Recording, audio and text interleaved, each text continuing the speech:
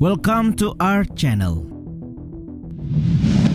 Bagi kebanyakan orang, periode setelah pembubaran Uni Soviet telah dilipat rapih ke dalam narasi menyeluruh AS untuk abad ke-20 dan ke-21.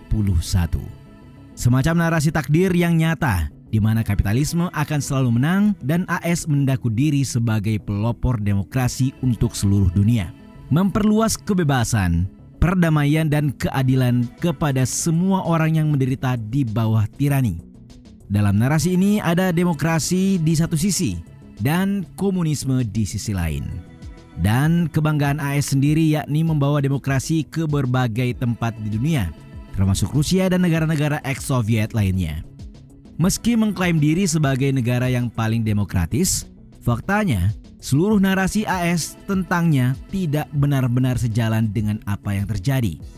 Ya, karena kapitalisme, negara-negara seperti Rusia dan ex-Soviet lainnya hancur.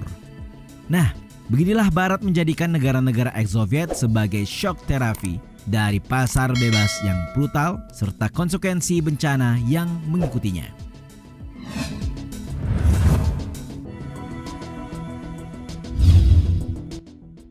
Sejak pertengahan tahun 1980-an, ekonomi Uni Soviet mengalami stagnasi selama bertahun-tahun. Dan kebanyakan orang Rusia tidak percaya bahwa masyarakat mereka dapat berubah.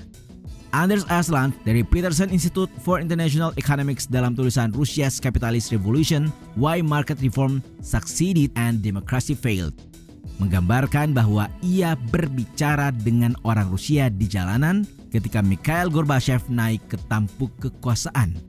Ketika diminta menyebutkan berita terpenting hari itu, mayoritas masyarakat hanya menjawab mentimun baru saja sampai di pasar, bukannya momen politik ketika pemimpin mereka terganti. Gorbachev mencoba untuk mereformasi berbagai sistem di Soviet, tetapi terpaksa beralih antara garis keras dan revolusioner politbironya. Gorbachev gagal dan Boris Yeltsin, salah satu revolusioner saat itu, muncul sebagai presiden Rusia yang baru merdeka. Lalu, bagaimana transisi ekonomi Rusia dari yang sebelumnya terencana menjadi ekonomi pasar?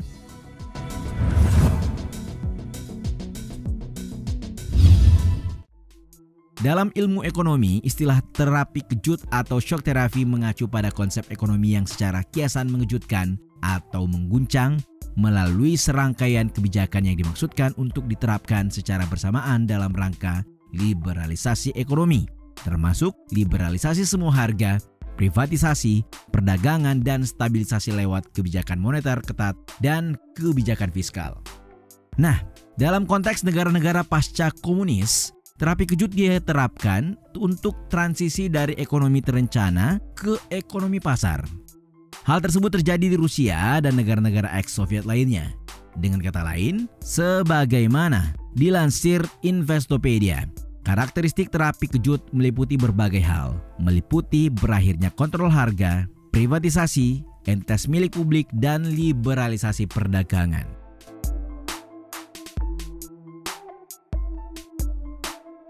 Contoh pertama terapi kejut seperti yang diuraikan dalam buku Empire's Workshop, Latin America, the United States, and the Rise of the New Imperialism tahun 2006 adalah reformasi neoliberal Chili di bawah Pinochet yang dilakukan usai kudeta militer oleh Augusto Pinochet.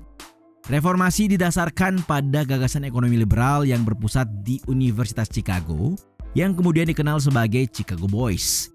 Istilah ini juga diterapkan pada kasus Bolivia, yang mana negara tersebut berhasil mengatasi hiperinflasi pada tahun 1985 di bawah Presiden Victor Paz Estenssoro dan Menteri Perencanaannya Gonzalo Sánchez de Lozada, dengan menggunakan gagasan ekonom Jeffrey Sachs.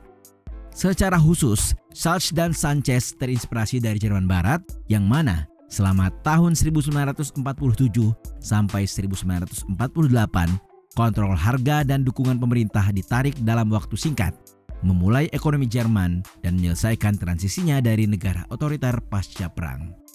Pada tahun 1970-an, liberalisasi ekonomi menjadi terkenal di sebagian besar wilayah.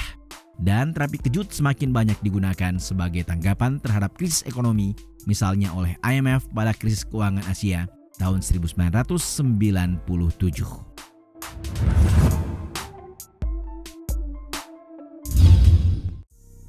Memasuki tahun-tahun berikutnya, terapi kejut menjadi sangat kontroversial.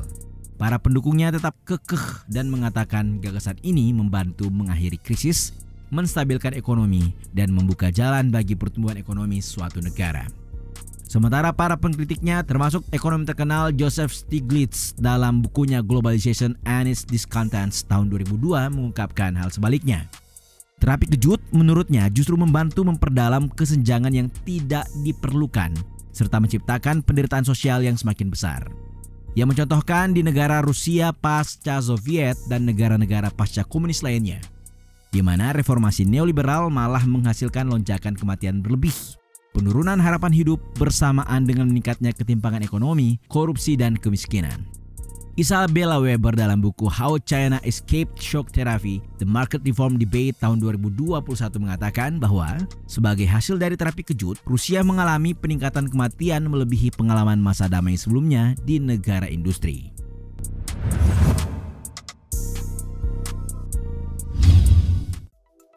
Di awal berdirinya, Presiden Rusia Boris Yeltsin yang didampingi penasihat ekonomi Yegor Gaidar menyusun rencana reformasi ekonomi yang akan menghancurkan mekanisme perencanaan pusat dan menempatkan sebanyak mungkin ekonomi Rusia di tangan swasta secepat mungkin. Reformasi besar-besaran ini didorong melalui parlemen Rusia pada puncak popularitas Yeltsin di akhir tahun 1991 dan penerapannya dimulai pada tahun awal 1992. Nah, begitu Rusia mulai menganut kebijakan fiskal dan moneter konservatif pada tahun 1999, pilar ekonomi yang diberlakukan oleh reformasi tersebut memungkinkan pertumbuhan ekonomi di tahun-tahun berikutnya.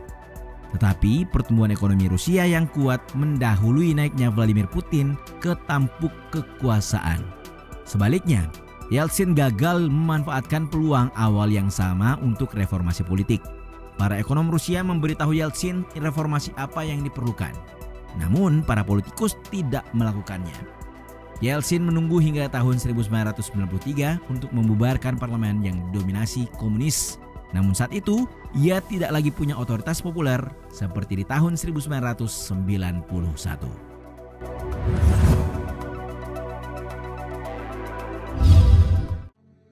Pada tahun 1993, konstitusi baru diberlakukan, menetapkan sistem dengan kekuasaan presidensial yang kuat. Momen ini membuka jalan bagi pemerintahan otoriter di kemudian hari. Nah, disinilah kesalahan terbesar Yeltsin ketika menunjuk Vladimir Putin untuk menggantikannya. Sejak awal pemerintahannya, Putin jelas memerintah secara otoriter, meskipun ia menerapkan berbagai reformasi pasar yang penting dalam masa jabatan pertamanya. Baru pada masa jabatan keduanya, ia memperlihatkan otoritarianisme murni. Putin mengawasi pengambil alihan aset Yukos, memusnahkan 12 miliar dolar Amerika Serikat saham yang dipegang warga AS, meningkatkan kontrol negara atas ekonomi Rusia, memperluas kekuasaan melalui polisi rahasia, dan selanjutnya memusatkan kekuasaan eksekutif ke tangannya sendiri.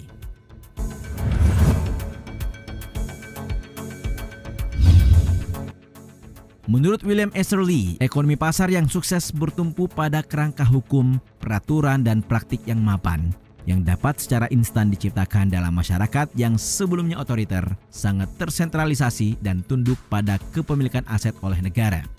Selain itu, hampir semua negara pasca Soviet mengalami resesi yang dalam dan berkepanjangan setelah terapi kejut, dengan kemiskinan meningkat lebih dari 10 kali lipat.